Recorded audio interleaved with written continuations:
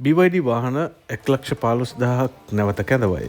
මේ ප්‍රවෘත්තියත් සමග සමහර විට ඔබ BYD හිමිකරුවෙක් නම් ඔබ තැති ගන්නවා නිසැකයි. නමුත් ඔබ සැබවින්ම කළ යුත්තේ කුමක්ද? මේ වීඩියෝවෙන් අපි ඒ ගැන ඉගෙන ගනිමු. BYD නැවත කැඳවන වාහන දෙකක් තියෙනවා. එක BYD Tang, දෙක BYD Yuan Pro. මේ BYD Yuan Pro එක ටිකක් Atto 3 එකට සමානයි. BYD Yuan Plus කියන්නේ Atto 3 එකම තමයි. අපි බලමු ඇයි මේ කැඳවීම කරන්න කියලා. BYD Tan එක නැවත කැඳවන්න හේතුව තමයි Drive Motor Control Unit එකේ ඇති දෝෂයක් වීම. ක්‍රියාකාරීත්වයේදී අසාමාන්‍යතාවයක්, ක්ෂණිකව බලය නැතිවීම ආදී ප්‍රශ්න මතුවීම මෙහි අවදානම් ලෙස සලකනවා. මෘදුකාංග වැඩි දියුණු කිරීමක් තුළින් මේ යථා තත්ත්වයට පත් කිරීමටයි BYD බලාපොරොත්තු වෙන්නේ. ඊළඟට අපි බලමු BYD Yuan Pro එක නැවත කැඳවන්නේ ඇයි කියලා. බැටරි හවුසින් එකේ මුද්‍රාවේ ඇති දුර්වලතාවයක් සමග බැටරියට වතුර ඇතුළු විය හැකි නිසා තමයි BYD Yuan Pro එක නැවත කැඳවන්නේ. බැටරියට විශේෂ සීලන්ට් එකක් යෙදීම තුළින් මේ යථා තත්ත්වයට පත් කිරීමට තමයි BYD අදහස් කරන්නේ.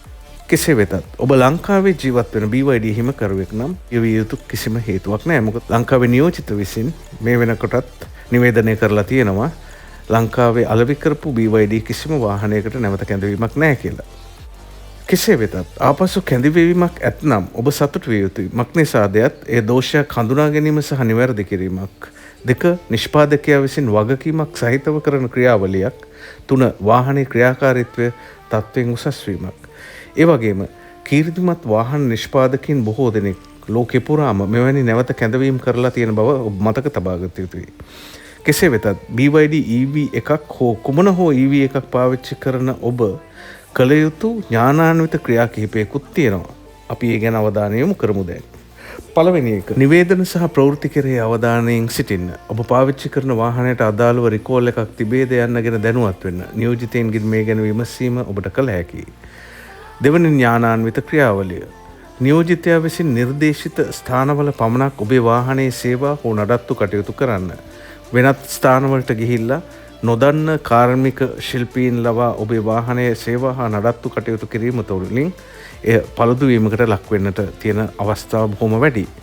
තුන්වෙනි කාරණය, කිසි විටකත් වාහනය හෝදන විට අන්ඩර් කැරේජ් එක අධික පීඩනයක් සහිත වතුරෙන් සේදීම නොකළ යුතුයි.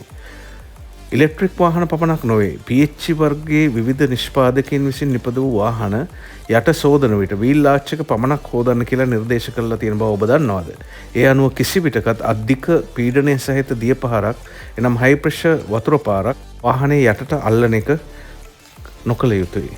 හතරවෙනි එක, කිසිම විටක අධික ජලය සහිත පාරවල්, ගම් වතුර සහිත පාරවල් වල වාහනේ පැදවීම කරන්න එපා. ලංකාවේ බොහෝමයක් පාරවල් අධික වර්ෂාවත් සමග වතුරෙන් යට වෙන බව ඔබ දන්නවා. එවැනි පාරවල් වල ගමන් කිරීම සම්පූර්ණයෙන්ම නතර කරන්න. අලුත් වාහන නව තාක්ෂණය ගැන දැනුවත් වෙන්න. ඔබේ දැනුම් සම්භාරය පුළුල් කරගන්න. ඔබ මේ වීඩියෝ channel එකට තවම subscribe කරලා නැත්නම් දැම්මම subscribe කරලා එකතු වෙන්න. ඔබේ නෑදෑ හිත මිතුරන්ගේ දැනුම වැඩි කර ගැනීම සඳහා ඔවුන් සමග share කරන්න. ස්තුතියි.